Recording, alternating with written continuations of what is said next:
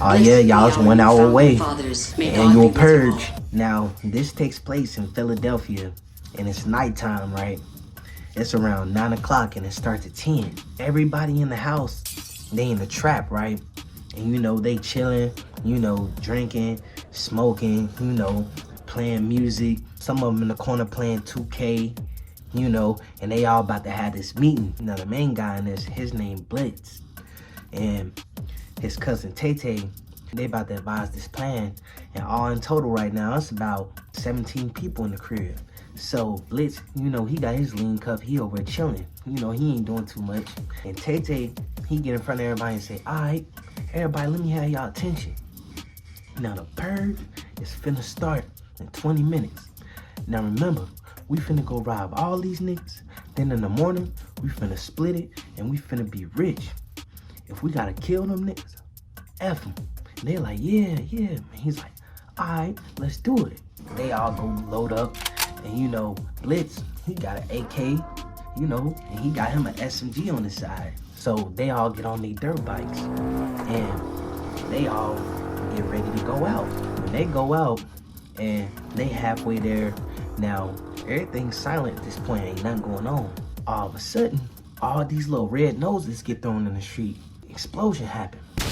Now when Blitz wake up, all these clowns is slaughtering all these homies. And this clown hop on top of Blitz. And Blitz, he start fighting with him, then eventually shoot him. But his cousin Tay, hey, I'm sorry, cuz. And he run off. He like, man, what you doing? And right at that time, he get grabbed by another clown and got a knife on the end of his boot. And he kicks the clown in the head.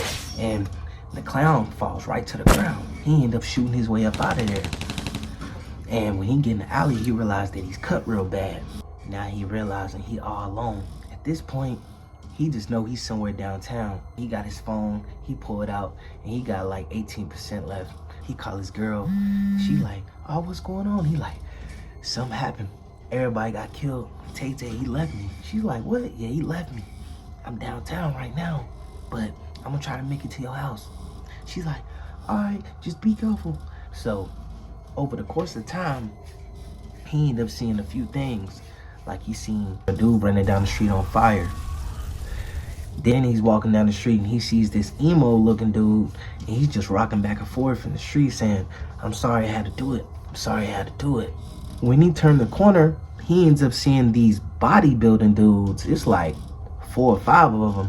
And they just running down the street yelling. And one of the dudes got 2 severed heads in his hand. So he keeps making his way down the street and he sees this dude beating this girl and she's screaming for help. So he run over, and as soon as he run over, they both look at him and start laughing. He like, man, what the?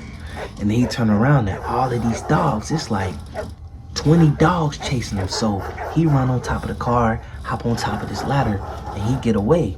And they just sitting there laughing at him. So he like, man, you crazy mother. And then he leave. He walking down this other street and he got his back to the wall and he's holding his side. While he's walking, he hears like a remote control, like it's what it sounds like, a remote control car. Turn, he's getting chased by all of these remote control cars. It's like 3 or 4 of them and they shooting at him. So he's ducking between all these cars and he's running, and there's some people on the top of the roof and they got remotes in their hand and they just laughing, looking down at him like, all right, I bet 10 on that one. All right, I bet 20. So he runs, he gets away, right? He seen this guy named Mr. Johnson and he knew him since he was a kid. He owned this mechanic shop and his car shop. He seen Mr. Johnson and he had a knife and there was like 3 thugs trying to mug him and trying to go inside his shop. So Blitz, he run over, shoot him down, and he said, all right, thank you for saving me. He's like, no problem, Mr. Johnson. He's like, man, what you doing out here? He's like, it's a long story. So he's like, here, come inside. So he let him inside the shop and he said, man, so what you trying to do? Where you going? He's like, I'm trying to get to my girl's house. He's like, here, charge your phone up and here you can use my car. He's like, for real? He's like, man, you just saved my life. I owe you more than that. He get in the car and he drive to his girl house. It's about 20 minutes left at this time of the purge. And his girl let him in through the back and she patch him up. And they over there eating some Chinese food. And She's like, I cannot believe that happened. He's like, yeah, I can't wait till I see him. I can't wait till I see him. So, you know, he's just thinking about what he's gonna do to his cousins. Now, the purge end, y'all, he survived. So he ends up pulling up by his crib, and when he walked by the mechanic shop, Mr. Johnson come up with a brown bag and say, here, I couldn't thank you more enough for what you did last night, young blood. You take care. He like, this for me, for real? He's like, yeah, that's for you. He's like, all right. He go look in the bag, and it's like 10 racks in there. So he's like, bet. So he get to the house, and his cousin right there, Tay-Tay. He's like, hey, bro, I know it ain't what it seemed. Blitz punching. And he just punched him on the ground. He say, only reason I ain't killing you right now is you my cousin. But if I ever see you again, I'm gonna blow your head off. Get the fuck out of here. Tay-Tay run off. He go in the crib, smoke him a blunt. He put the gun on the table. He leaned back. He's just glad he survived the purge. Like this story, like, comment, subscribe.